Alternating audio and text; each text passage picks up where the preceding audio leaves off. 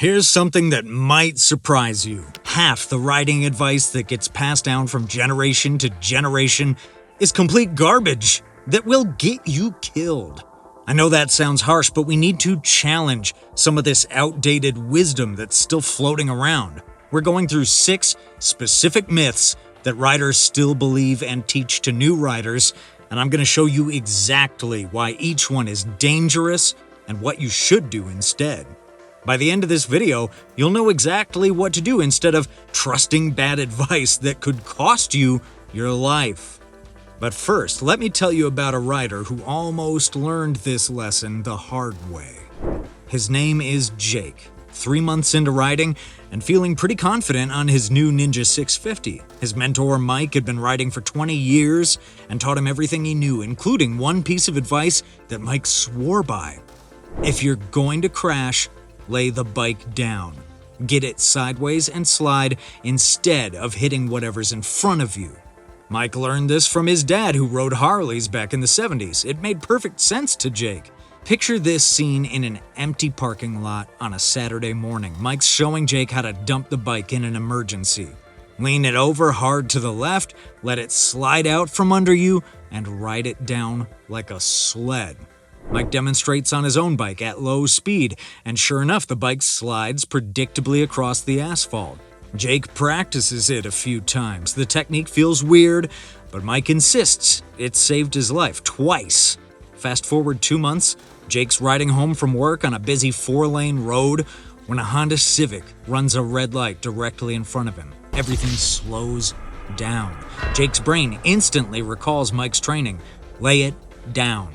He yanks the handlebars left and kicks the bike out from under him at 45 miles per hour. Here's what actually happens when you try to slide a modern sport bike instead of braking. The moment Jake kicks the bike sideways, he loses all directional control. The bike starts tumbling instead of sliding cleanly like it did in the parking lot.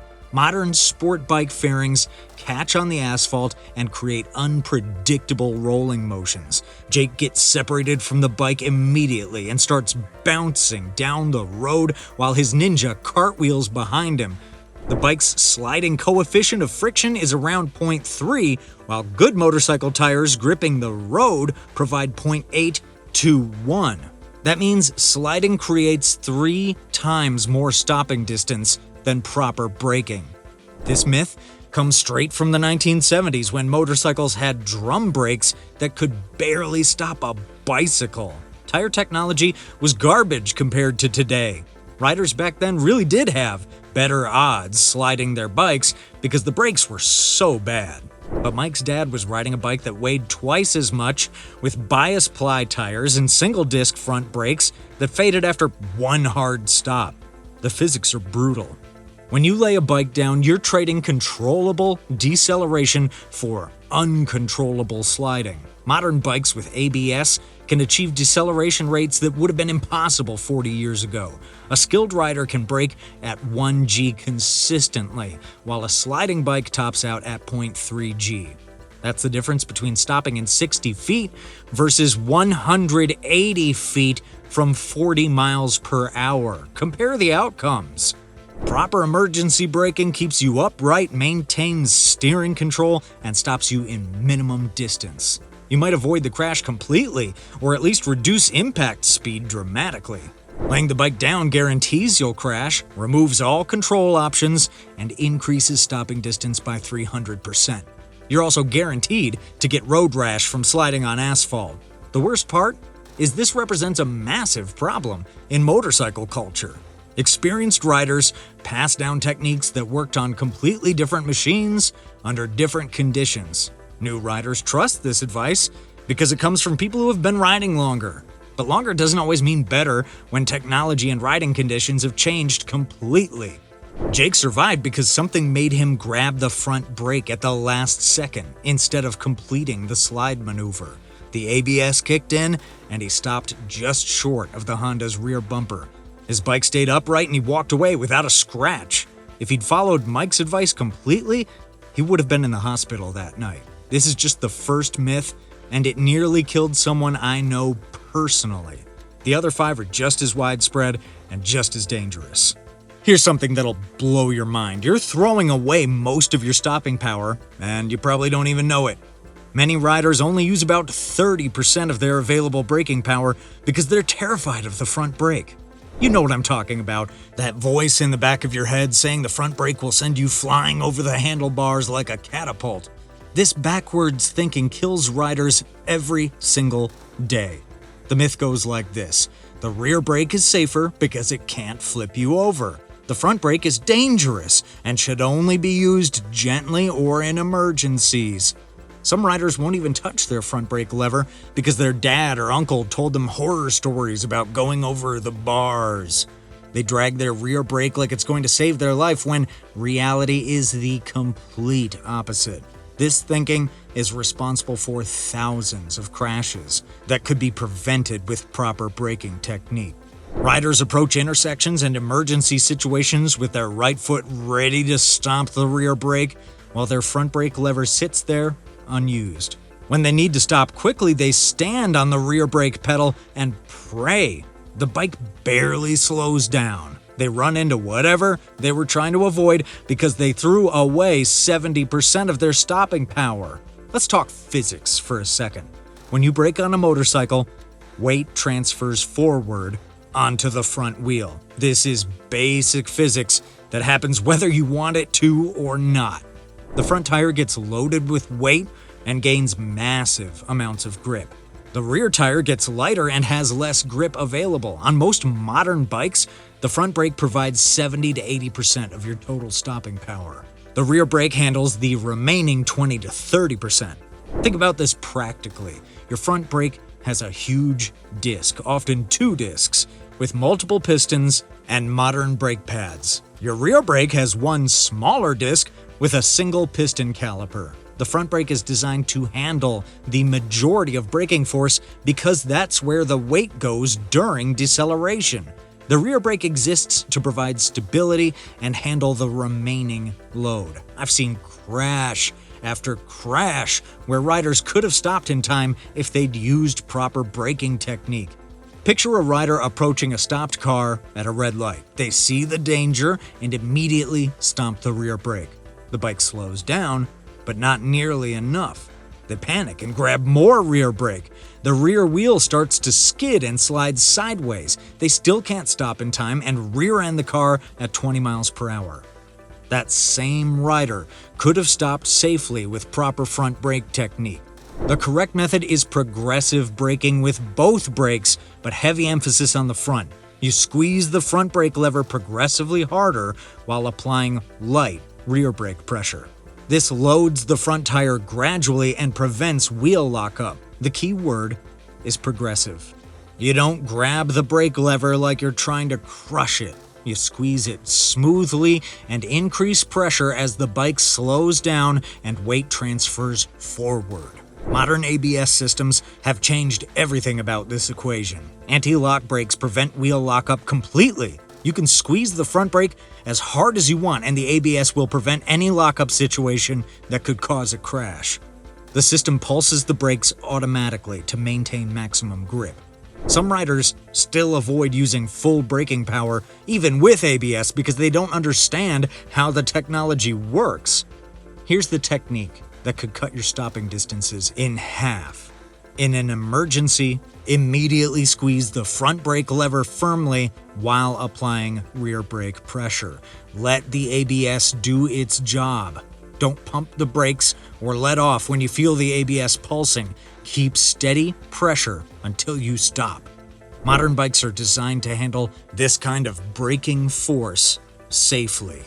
The front brake won't flip you over unless you do something completely wrong.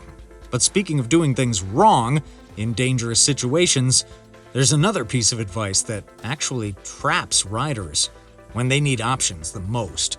This corner advice creates a trap that sets riders up for the worst kind of motorcycle crash. A high side crash happens in about 2 seconds, and riders almost never survive without serious injuries. Picture this. You're leaned over in a corner when your rear wheel suddenly grips after sliding.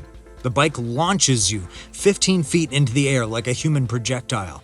You land on your head or back at 40 miles per hour. These crashes break necks, shatter spines, and take the lives of experienced riders who thought they knew what they were doing. Now here's the advice that sets up these crashes. Never touch your brakes in a corner, no matter what happens. Ride it out. If you entered too hot, just lean harder and hope for the best. This old school wisdom treats corners like death traps where any brake input means instant disaster. Riders learn to fear their brakes the moment they start leaning, and this fear removes their best escape option when things go wrong. The worst part is this advice traps you in dangerous situations with zero ways out. You enter a corner and realize you're carrying too much speed. Maybe there's gravel in your line, or a car in your lane, or the corner tightens up more than you expected. The traditional advice says, tough luck. You committed to that speed when you entered the corner. Now you have to ride it out and hope your tires don't give up before you reach the exit. Let me walk you through what this looks like in real life. You're riding your favorite twisty road on a Saturday morning. Beautiful, sweeping right-hander ahead that you've taken dozens of times. You enter at your usual pace, but there's sand scattered across the apex from construction trucks. You're already leaned over and committed to your line. Traditional wisdom says don't touch those brakes. Just ride through the sand and pray. Your options are lean harder and hope your tires stick, or run wide into oncoming traffic. Here's what riders don't understand about modern bikes. Today's suspension and fire technology actually allows for safe braking while leaned over. This technique is called trail braking, and it's used by every professional racer on the planet. You can apply light brake pressure while maintaining lean angle without losing traction or causing a crash. Modern tires have incredible grip, even when loaded both laterally and longitudinally. The difference between panic-grabbing brakes and proper trail braking is like night and day. Panic braking means you grab a handful of front brake while leaned over. This overloads the front tire instantly and causes a low side crash. Trail braking means you apply progressive brake pressure while gradually reducing lean angle. You're slowing down while standing the bike up slightly. The tire never gets overloaded because you're managing both forces carefully. Professional racers trail brake into almost every corner on the track. They carry heavy braking deep into the turn while maintaining lean angle. This technique allows them to brake later and carry more speed through corners safely. If it works at 150 miles per hour on a racetrack, it definitely works at 50 miles per hour on the street. The physics don't change just because you're wearing jeans instead of leathers. Most corner crashes happen because riders enter too fast and have no escape plan. They either run wide into oncoming traffic or overcook the corner and low side when their tires give up. Proper trail braking gives you an escape route. You can scrub speed while staying in your lane and maintaining control. This technique has saved my life more times than I can count. The correct trail braking method starts before you're leaned over. You do most of your braking while upright, then trail light brake pressure into the corner entry. As you add lean angle, you gradually release brake pressure. If you need to slow down mid-corner, you slightly reduce lean angle while adding light brake pressure. The key is smooth inputs and never shocking the tire with sudden changes. At the end of the day, corners shouldn't be scary death traps where you're committed to whatever speed you carry in. You should always have options, and trail braking gives you those options. But there's another area where riders make terrible choices that can cost them more than just a crash. I'm talking about protective gear and the dangerous gamble riders make every single day. Road rash at even low city speeds will strip skin down to the bone in less than 3 seconds. Your jeans turn into tissue paper. Your t-shirt disappears completely. The asphalt acts like a belt sander on your arms, back, and legs. What's left looks like raw hamburger meat with gravel embedded so deep that doctors need surgery to dig it out. This happens on simple trips to the grocery store when riders think they don't need gear because they're just going around the block. You know what I'm talking about. That voice in your head saying, "It's only 2 miles to the gas station. You don't need your jacket for such a short ride." Your helmet stays on the kitchen counter because you're coming right back. This thinking creates more injuries than any other mistake riders make. The comfort and convenience of riding in regular clothes feels worth the risk, until you're sliding down the pavement, wondering why you thought distance mattered for safety. Here's the statistic that should scare you. Most motorcycle crashes happen close to home. Not on long road trips or track days or crazy mountain rides. Regular everyday trips to work, the store, or your buddy's house down the street. The crashes that put riders in the hospital happen during routine rides, when they least expect it. Distance has absolutely nothing to do with crash risk, because other drivers don't care if you're going 2 miles or 200 miles. Let me break down what happens to human skin on asphalt at different speeds. At 15 miles per hour, you get superficial scrapes that heal in a week. At 25 miles per hour, you lose multiple layers of skin and need skin grafts. At 35 miles per hour, the damage goes down to muscle and bone. At 45 miles per hour, you're looking at permanent disfigurement and months of recovery. The speed doesn't need to be high for the damage to be severe. Regular city riding speeds will destroy unprotected skin. The worst part is riders convince themselves that short rides are somehow safer. They create this false bubble where familiar roads and short distances protect them from crashes.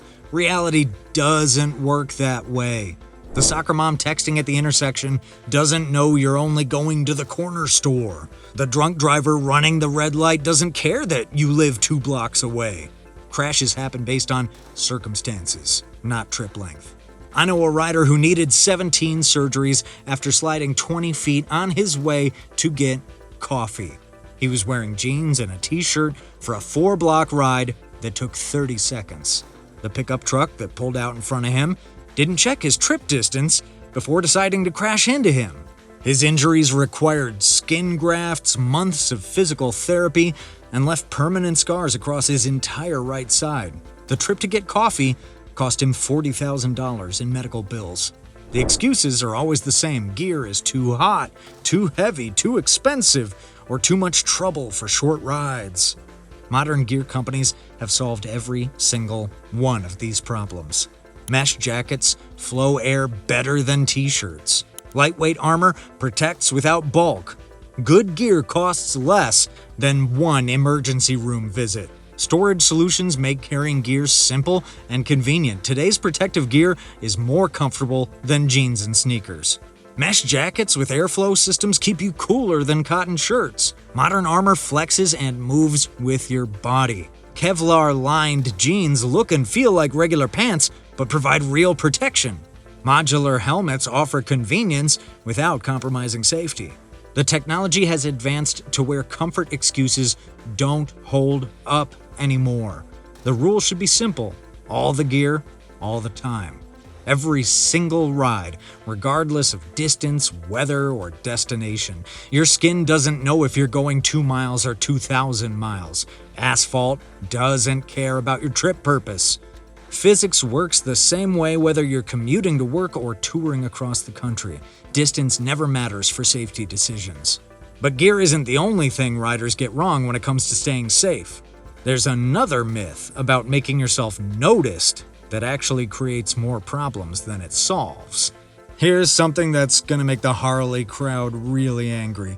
Loud pipes don't save lives. They might actually make you more dangerous on the road.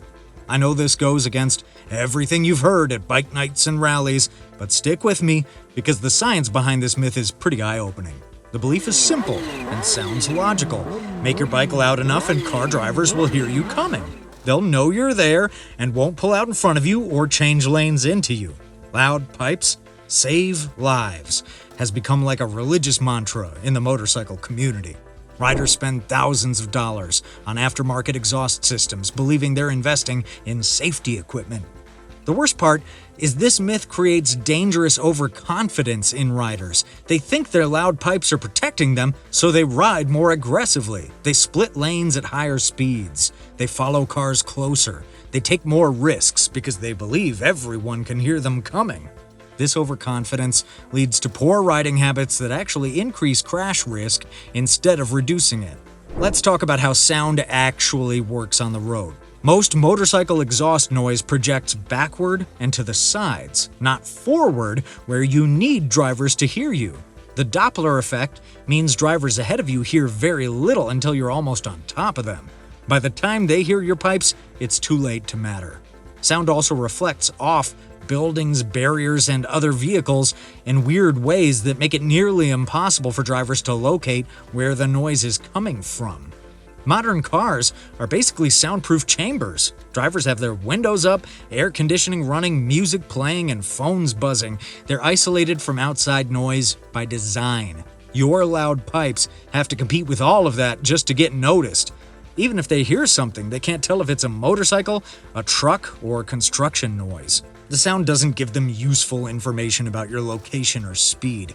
Your loud pipes can actually work against you by masking important audio cues you need for safety. You can't hear cars approaching from behind or beside you. You miss the sound of tire squeal that warns about dangerous situations. You can't hear emergency vehicles or other motorcycles around you. Riders with loud pipes often develop hearing damage that makes them even less aware of their surroundings over time. Research shows that aggressive noise can trigger road rage incidents with car drivers. Loud pipes annoy people and make them more likely to act aggressively toward motorcycles. Drivers who might normally be courteous become hostile when they feel like you're disturbing their peace. This creates more dangerous interactions instead of safer ones. You're literally making enemies on the road. Proper positioning and defensive riding techniques actually work for visibility. Lane positioning puts you where drivers can see you in their mirrors.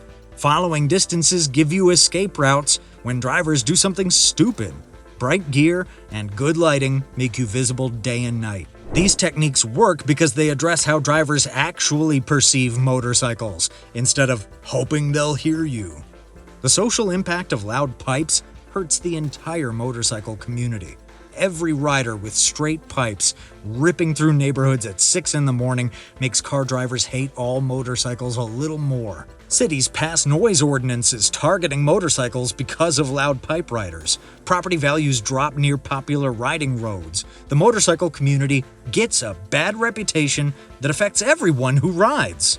Visibility through positioning, lighting, and gear is far more effective than noise. Reflective gear works 24 hours a day. LED lights are visible from miles away.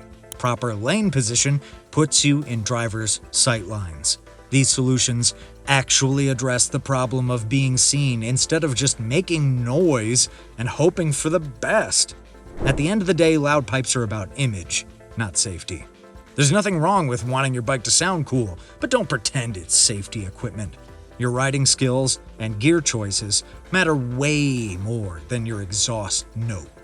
Speaking of gear choices, there are some serious myths about equipment maintenance that could leave you stranded or worse. Your helmet sitting in the garage right now could be completely useless and you'd never know it. That 5-year-old lid that looks perfect on the outside might have foam that's degraded to the point where it offers less protection than a baseball cap. Your tires could be time bombs waiting to blow out at highway speeds, even though they look brand new. This invisible equipment failure kills riders who think their gear is protecting them when it's actually putting them in more danger.